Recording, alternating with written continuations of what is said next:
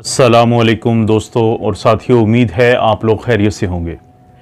आज एक इंतहाई अहम जो टॉपिक है उसके ऊपर मैंने बात करनी है। मेरी नज़र में ये हसास नहीं, ये इंतहाई ज़रूरी मसला है, क्योंकि हसास से ज़्यादा ज़रूरी मैं इसलिए कह रहा हूँ कि कोई भी वो प्रॉब्लम जो इंसानों की सेहत और उनकी ज़िंदगी से मुतल्लिक हो, उसको हसासियत में डाल के हम इग्नोर नहीं कर सकते, बल्कि उसके ज़रूरी होने के एहसास को समझते हुए हमें उस पर बात करनी है। वो मसला ये टॉपिक क्या है? ये टॉपिक है कि जो मर्दों में से जो सीमन निकलता है, जो मनी निकलती है, जो एक मादा निकलता है, और जिसका सबसे बड़ा किरदार ये है कि वो हमारी नस्लों को आगे ले जाने में और रिप्रोडक्शन में, बच्चों की पैदाइश में मर्द की तरफ से होने वाले हिस्से का अहम तरीन जुज़्व है। तो उसके बारे में ये डिस्कशन है।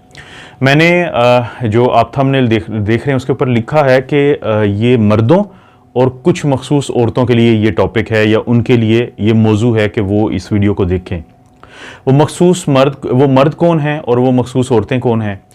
किसी भी कपल को जब शादी हुए 1 साल हो चुका हो और उनके जिस्मानी ताल्लुक़ में किसी किस्म की भी रुकावट ना हो, लेकिन इसके बावजूद उनके यहाँ बच्चे की पैदाइश ना हो रही हो, तो फिर जो डॉक्टर्स होते हैं वो मशवरा देते हैं कि बेहतर ये है कि दोनों जो अफराद हैं, यानी मियाँ और बीवी, ये देखा जाए कि कहीं उनमें से किसी में कोई ऐसा प्रॉब्लम तो नहीं है, कोई ऐसा मसला तो नहीं है कि जिसकी वजह से बच्चे की पैदाइश नहीं हो पा रही।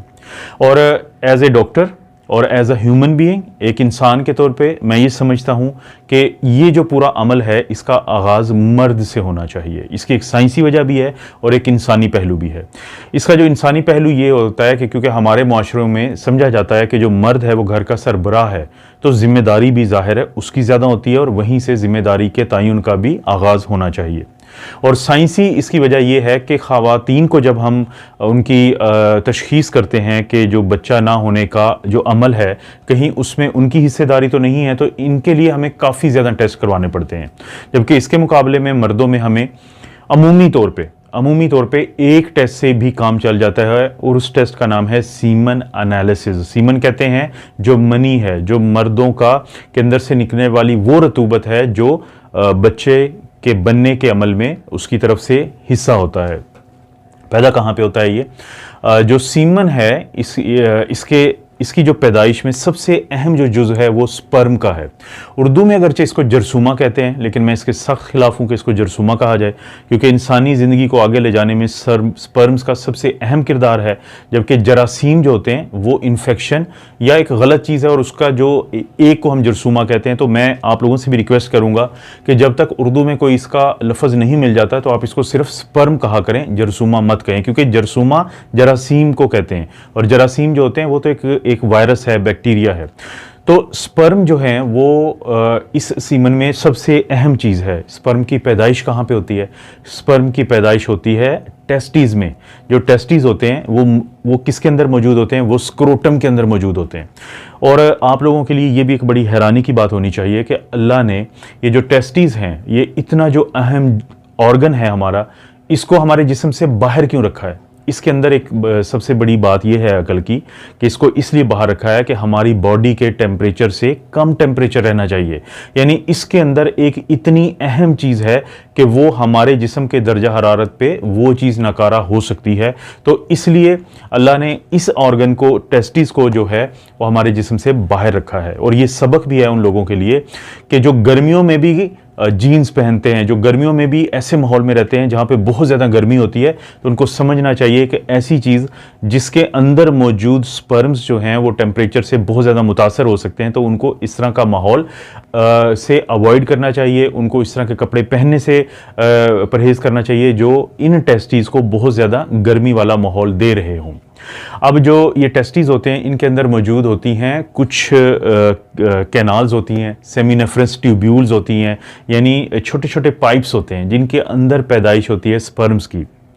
अब ये जो स्पर्म्स होते हैं ये किस तरह जिस्म से निकल के फिर बाहर आते हैं, उस पे जाने से पहले एक अहम बात उन लोगों के लिए, एक मैसेज उन लोगों के लिए कि जो कपल्स हैं और जिनको बच्चे की पैदाइश के मराहल का सामना है, तो माहवारी के 5वें दिन से लेके 15वें दिन के दरमियान अगर वो बाकायदगी से उनका जिस्मानी ताल्लुक कायम होता है तो इस चीज़ के चांसेस बढ़ जाते हैं कि बच्चे की पैदाइश का अमल होगा।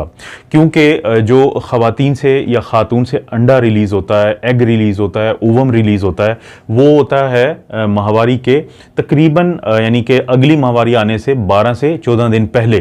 तो इसलिए अगर माहवारी के 5 दिन के बाद से लेके जो आपका 0 डे होता है और 15 दिन तक बिल्कुल चांसेस होते हैं कि खातून जो है उससे अंडा रिलीज़ होगा।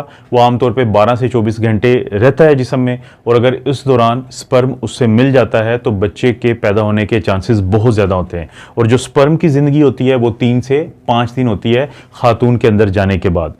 तो अब मैं वापस आता हूं कि जो टेस्टिस के अंदर सेमिनेफ्रस ट्यूब्यूल्स होती हैं उनके अंदर पैदाइश होती है स्पर्म की, वहां से ये आता है। इन्हीं टेस्टिस के ऊपर एक और छोटी सी नाली होती है जिसको हम कहते हैं एपिडिडिमस। एपिडिडिमस में आके ये रहते हैं, फिर वहाँ से दूसरी नाली होती है वास डेफरेंस, उसके अंदर जाते हैं।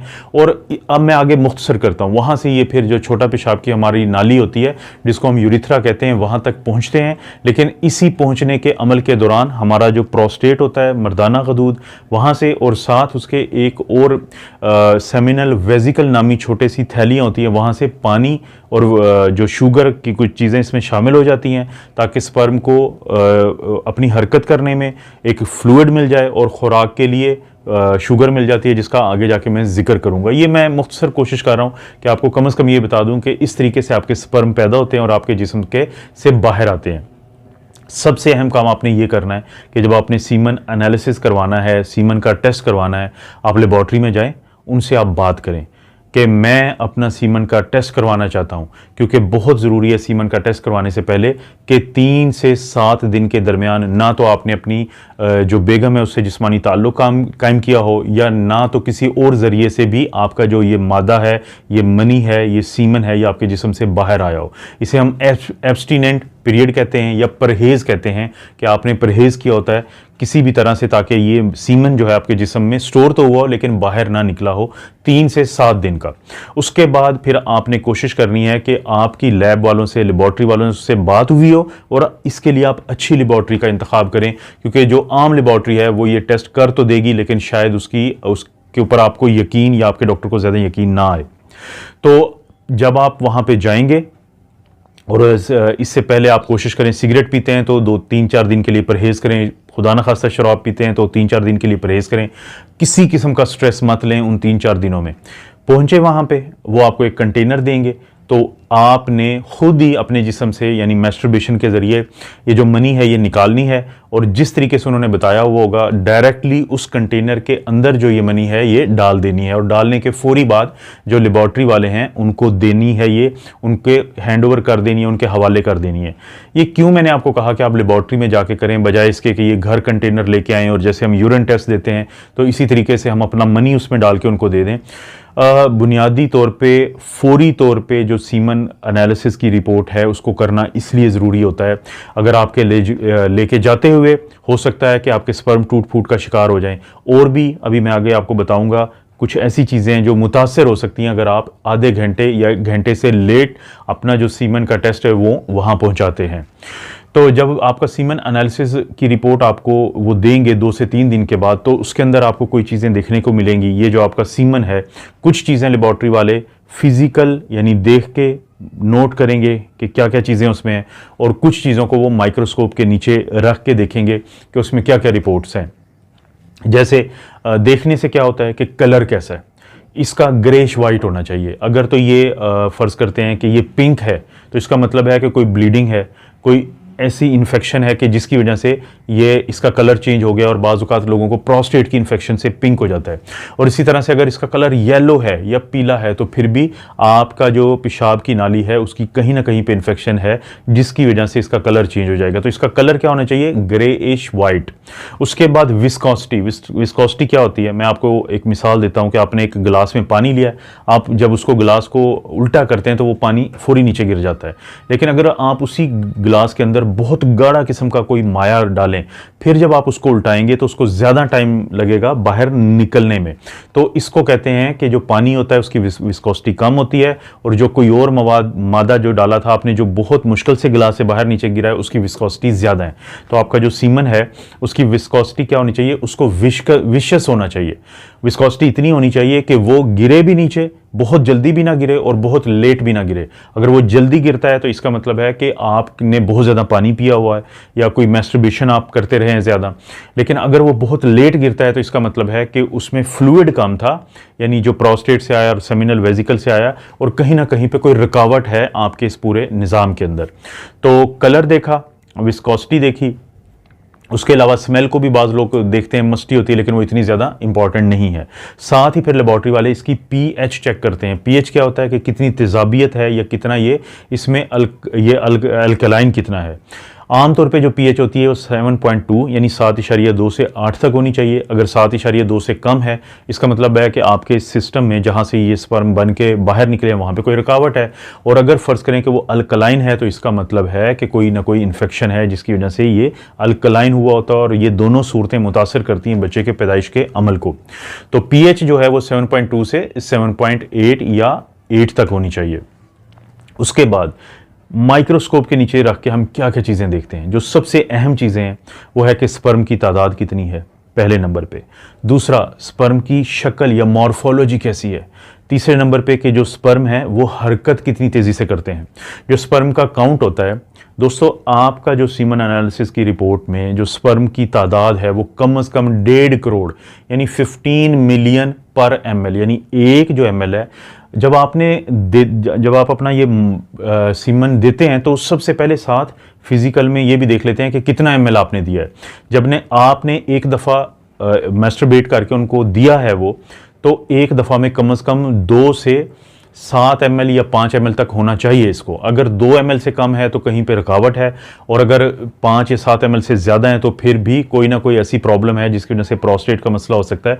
तो जो वॉल्यूम होता है वो भी बड़ी इंपॉर्टेंट बात है, यानी कलर, पीएच, वॉल्यूम, ये वो चीज़ें जो देखने से पता चलती हैं।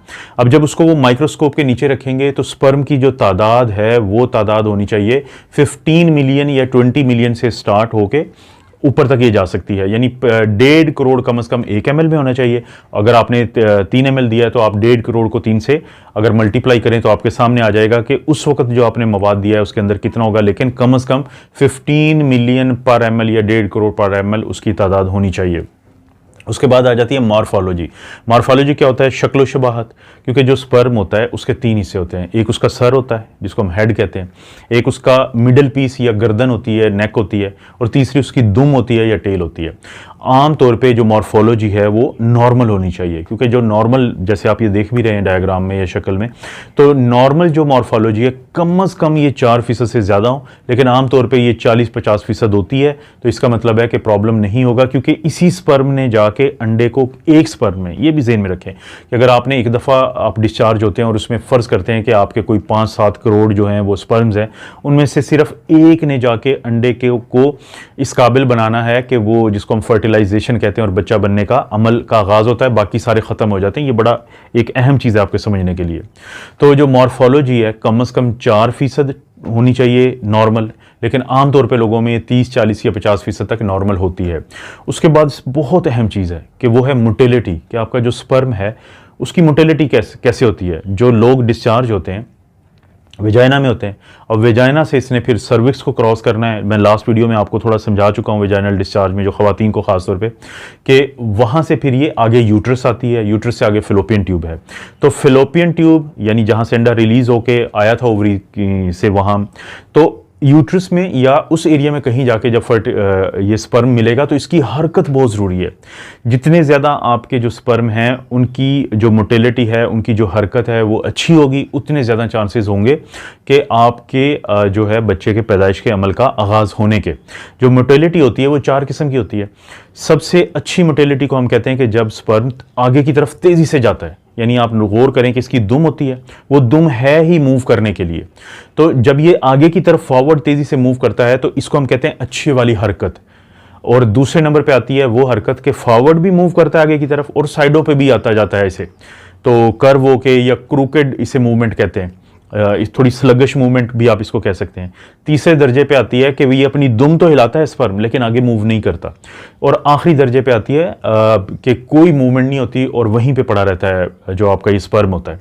तो जितने ज़्यादा वो स्पर्म होंगे कि जो या तो तेज़ी से मूव कर रहे हैं या वो मूव कर रहे हैं, चाहे वो थोड़ा साइडों पे होके, लेकिन उनकी मूवमेंट है, अगर ये दोनों कम से कम 40-50% से ज़्यादा हैं तो इसका मतलब है कि उतने ही ज़्यादा चांसेस हैं कि फर्टिलाइजेशन के या बच्चे के बनने के अमल के आगाज़ होने के। अब एक और अहम बात आ जाती है, फ़र्ज़ करते हैं किसी की जो मोटिलिटी है वो 20% से कम है, मैंने जैसे बताया कम से कम 40-50% से ज़्यादा होनी चाहिए। अगर वो 20% से कम है तो फिर हम ये देखना चाहते हैं कि ये जो पड़े हैं स्पर्म, ये जो इमोटाइल हैं, जो नहीं हरकत कर रहे, क्या ये ज़िंदा भी हैं या ये मुर्दा हैं। इसे हम कहते हैं वाइटैलिटी। आप या वाइटैलिटी कहते हैं या वायबिलिटी, दोनों अल्फाज इस्तेमाल होते हैं, लेकिन आप जहन में रखें कि स्पर्म की मोबिलिटी या मोटिलिटी यानी मूव करने की जो सलाहियत है, और स्पर्म की वाइटैलिटी या वायबिलिटी या जिंदा रहने की सलाहियत, ये दोनों ही पहले 60 मिनट या 1 घंटे में देखनी चाहिए। क्यों? क्योंकि उसके बाद जैसे जैसे टाइम गुजरेगा तो ये हो सकता है स्पर्म डेड हो जाए। असल में डेड नहीं होंगे, लेकिन क्योंकि आप लेट लेके गए थे सैंपल, तो हो सकता है ये डेड हो और आप फिर परेशान हो जाएं इस रिपोर्ट को देख के। तो ये जो मोबिलिटी के बाद हम वाइटैलिटी, वायबिलिटी को देखने की कोशिश कर रहे हैं कि ये जो स्पर्म जिंदा कितने हैं। तो कम से कम 58% जिंदा होने चाहिए। कैसे पता चलता है? कि माइक्रोस्कोप के नीचे वो कुछ महलूल इस्तेमाल करते हैं कि जो डेड होते हैं वो पिंक नज़र आना शुरू हो जाते हैं और जो ज़िंदा होते हैं उनका कलर चेंज नहीं होता, जिससे हमें पता चल जाता है कि कितने ज़िंदा हैं या कितने वो मुर्दा हैं, जो स्पर्म्स हैं। यानी ये अहमियत को आपको बताता है कि आपके लिए बहुत ज़रूरी है कि आपका सीमन की जो ये सैंपल है वो फौरी तौर पे लेबॉर्ट्री वालों को मिले, क्योंकि लेबॉर्ट्री वाले एक और चीज़ देखते हैं जिसे हम कहते हैं लिक्विफेक्शन टाइम। लिक्विफेक्शन का लफ्जी मतलब भी आप देखें तो लिक्विड कहते हैं हम, यानी जब आप मनी आपके जिस्म से बाहर आती है तो वो गाढ़ी होती है, लेकिन आधे घंटे के अंदर अंदर उसको पानी बनना चाहिए, उसको पानी की तरह हो जानी चाहिए। यानी 20 से 30 मिनट के अंदर, अगर किसी को 30 मिनट से लेट होती है वो पानी की तरह की बनती है, जिसे लिक्विफेक्शन टाइम कहते हैं, वो भी उसके भी मसाइल हैं। और अगर किसी का 15 मिनट से पहले ही वो जो एक मादा है वो पानी की तरह बन जाता है तो उसका भी नुकसान है। तो ये भी कब मुमकिन है कि अगर आप ये लेबॉर्ट्री में ही जाके सैंपल दे देंगे या फौरी तौर पे उनको पहले बात की होगी कि मैं पहुंचाऊंगा और आपने ये अमल शुरू कर देना है, जिसमें बाज़-औक़ात पाकिस्तान जैसे मुल्कों में थोड़ा कन्फ्यूजन हो सकती है। तो ये बड़ा ज़रूरी है। इसके बाद आखिर में एक है फ्रुक्टोज़ का, जो हम लेवल चेक करते हैं सीमन के अंदर। ये फ्रक्टोज कहाँ से आता है? ये सेमिनल वेजिकल, जो मैंने बताया था कि जब प्रोस्टेट के साथ ही एक थैलियाँ होती हैं, तो ये क्या करता है वायरस को, इसको स्पर्म को ये खुराक देता है। जो फ्रक्टोज का लेवल होता है ये खुराक देता है। बाज़ जगहों पे पॉजिटिव या नेगेटिव बता दिया जाता है और बाज़ जगहों पे लिखा जाता है कि कम से कम 150 से 200 यानी 150 से 200 मिलीग्राम पर डेसीलीटर इसका लेवल है, जो कि ज़रूरी है। अगर किसी में फ्रुक्टोज नेगेटिव है या उसका लेवल बहुत कम है तो फिर भी जो स्पर्म्स हैं आपके वो ज़्यादा सेहतमंद नहीं रहते, वो ज़्यादा ज़िंदा नहीं रहते और वो बहुत ज़्यादा हेल्प नहीं करते, मदद नहीं करते बच्चे के बनने के अमल में। और जब भी आपका ये तशखीस हो जाएगी, तो यानी ये रिपोर्ट आप खुद अब पढ़ सकते हैं, जब आपकी तशखीस हो जाएगी तो फिर जो आपका गायनाकोलॉजिस्ट है, जो आपका यूरोलॉजिस्ट है, जिसको भी आपने दिखाया है, तो वो फिर आपको उसी हिसाब से मज़ीद जो इलाज है वो तजवीज़ करेंगे। वो आपको फिज़िकल एग्जामिन करेंगे, वो हो सकता है आपके अल्ट्रासाउंड करें आपके टेस्टिस को देखने के लिए, वो आपके बाकी जो सिस्टम को देखने के लिए अल्ट्रासाउंड करें, आपके प्रोस्टेट को देखने के लिए और बाकी जो ऑर्गन्स हैं साथ। तो इस वीडियो का मकसद क्या था, क्यों बनाई मैंने? क्योंकि एक एजुकेशनल वीडियो है। किसी भी तरह मकसद ये नहीं है कि आप अपना इलाज खुद करें। आप रिपोर्ट करवाएं, अगर आपको इस तरह के कोई भी प्रॉब्लम्स का सामना है बच्चों की पैदाइश से मुतालिक, उस रिपोर्ट को खुद भी देखें और कोशिश करें अपनी बेगम से भी डिस्कस करें, अगर जो मैंने ये चीज़ें एजुकेशनल पॉइंट ऑफ व्यू से बताई हैं। उसके बाद गायनाकोलॉजिस्ट से रब्ता कर सकते हैं और मेल के लिए जो यूरोलॉजिस्ट होते हैं उनसे भी डिस्कशन की जा सकती है इसके ऊपर। वही आपको इलाज बताएंगे, वही आपको बताएंगे कि आपके क्या प्रॉब्लम हो सकते हैं, क्योंकि ये सिर्फ वीडियो है सीमन एनालिसिस पे। जो कभी मैं इनफर्टिलिटी पे दोबारा बनाऊंगा, पहले मैंने बनाई हुई है वीडियो, तो फिर मैं मज़ीद वजाहत करूँगा कि और क्या क्या चीज़ें हम चेक करवाते हैं या टेस्ट करवाते हैं।